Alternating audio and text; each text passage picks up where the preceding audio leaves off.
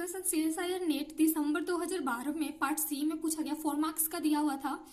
Coordination number of सी यहाँ पे carbon है, इन B2C3 whose structure is correlated with that of CF2 is B2C3 जो ये दिया हुआ है कंपाउंड, ये सेम वैसा ही बनाएगा जो CF2 का लैटिस होता है, वैसा ही लैटिस इसका भी बना रहता है। तो इसमें ना कार्बन जो है उसका कोऑर्डिनेशन नंबर पूछा हुआ है कि कितना होगा।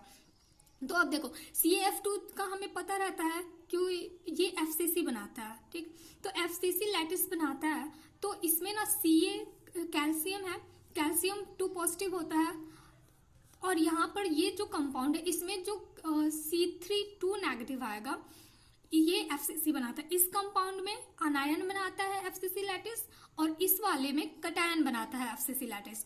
और इसके टेट्राहेड्रल वॉइड्स में CaF2 में F नेगेटिव रहता है और यहाँ पर B2 पॉजिटिव होता है, ठीक है।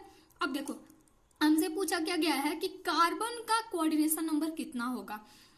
पहले तो इसका लैटिस बना लेते हैं। कार्बन FCC लैटिस बना रहा है, तो FCC लैटिस में क्या होता है कि कॉर्नर पर एटम होते हैं और फेस सेंटर पर होते हैं। तो ये कॉर्नर वाले तो सिंपल डॉट से बनाया हुआ है, और FCC वाले को डिनोट की हूँ ये स्टार टाइप का बना के, ठीक है।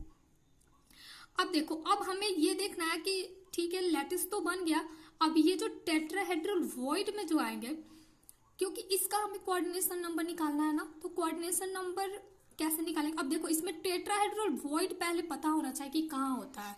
तो टेट्राहेड्रल वॉइड तो देखो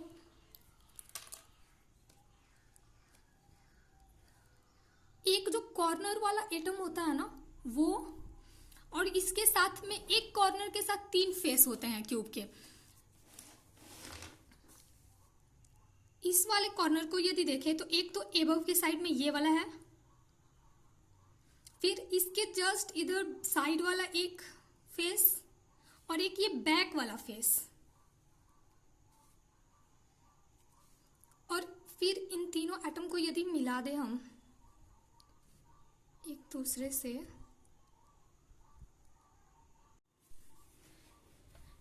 सॉरी ये गलती से फ्रंट वाले फेस के एटम को मैच कर दी। ये जो साइड वाला एटम है फेस सेंटर पर जो है वो बैक वाले साइड के फेस सेंटर से मैच करना है। ये होता है टेट्राहेड्रल वॉइड। अगर इसको साइड में बना के देखें तो टेट्राहेड्रल यदि बनाते हैं, जैसे मीथेन का ही ले लेते हैं, तो वो टेट्राहेड्रल होता है ना, तो कैसे बनाते हैं उसको।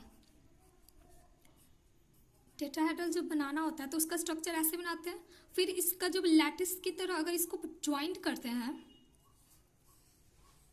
तो इस तरह से बनता है। सेम ऐसा ही स्ट्रक्चर अगर आप देख पा रहे होंगे तो यहाँ बन रहा है ना, मान लो यहाँ सेंटर में C होगा, तो ये हाइड्रोजन हाइड्रोजन हाइड्रोजन और ये एक हाइड्रोजन। टेट्राहेड्रल की तरह है। तो यहाँ जो सेंटर में यहाँ जो कार्बन है ना, बस इसकी जगह यहाँ पर टेट्राहेड्रल वॉइड में F नेगेटिव आ जाएगा। अच्छा CaF2 की बात करेंगे तो F नेगेटिव आएगा, लेकिन कंपाउंड हमारे पास क्या दिया हुआ है Be2C3 का, तो Be2 पॉजिटिव जो है वो टेट्राहेड्रल वॉइड में आएगा, तो यहाँ कार्बन की जगह Be2 पॉजिटिव आएगा, ठीक है। अब एक कॉर्नर एटम से एक टेट्राहेड्रल वॉइड फॉर्म हो रहा है, तो इस एक यूनिट सेल में 8 कॉर्नर होते हैं, 8 कॉर्नर पर 8 एटम हो गए, तो एक से ज्वाइंट करके 3 फेस ज्वाइंट जब हो रहा है तो एक टेट्राहेड्रल वॉइड बन रहा है। तो सेम वैसे ही अगर इस वाले कॉर्नर को देखा जाए तो ये भी तो एक वॉइड बनाएगा। इस वाले कॉर्नर को यदि देखें तो फिर ये एक वॉइड बनाएगा ना, देखो एबव वाला फेस, फिर इसके साइड वाला फेस, और फिर बैक फेस, ठीक है।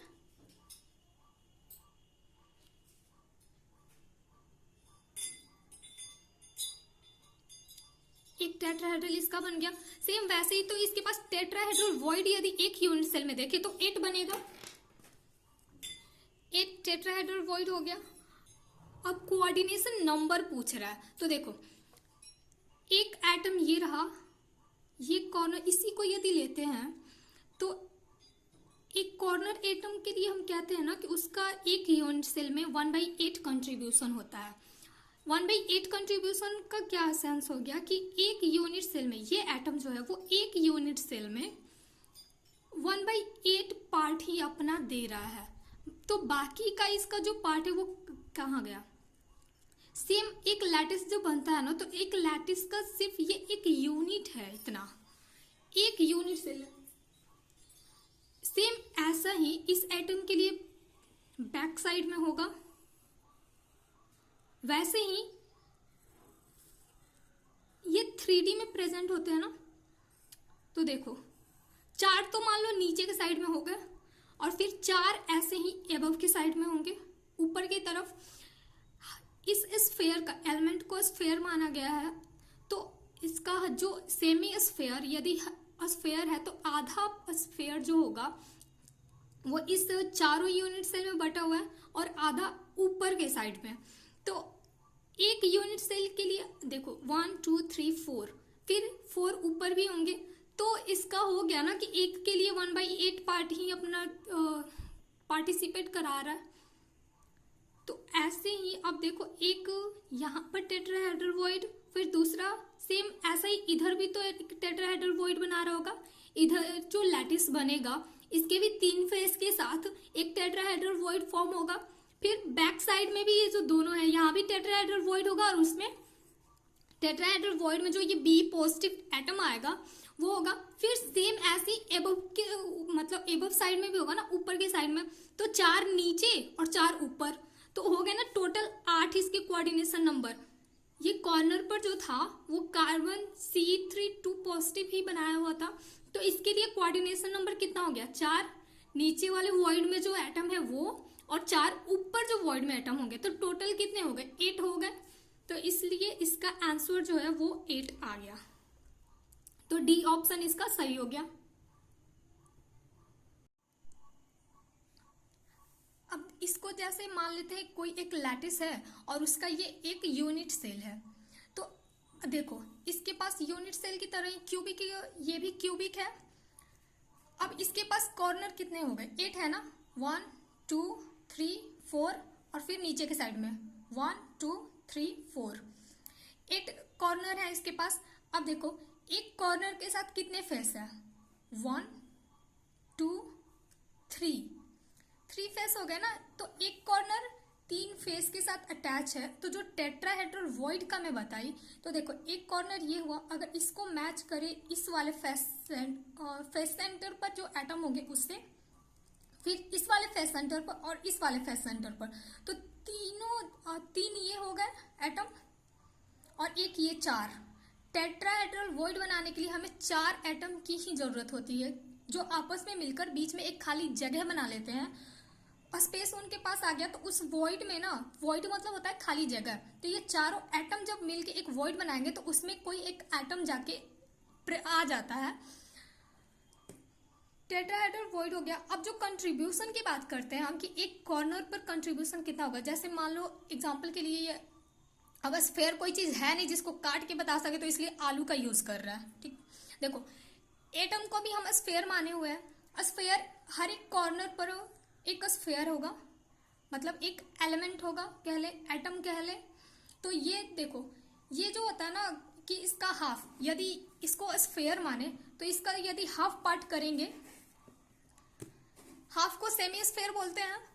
अब देखो ये जो सेमी स्फेयर है ना वो हाफ नीचे के लिए हो गया, ठीक, नीचे जो यूनिट सेल 4 आएंगे उसके लिए होता है, और ये जो हाफ हो गया ये ऊपर के साइड में रहता है।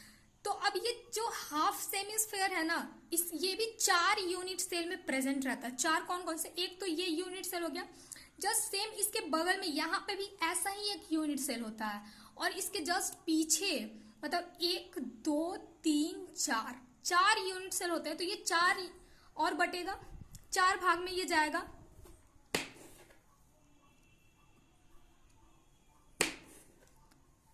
तो देखो एक एलिमेंट का जो ना एक यूनिट सेल में कंट्रीब्यूशन होता है वो इतना होता है, इतने पार्ट का होता है।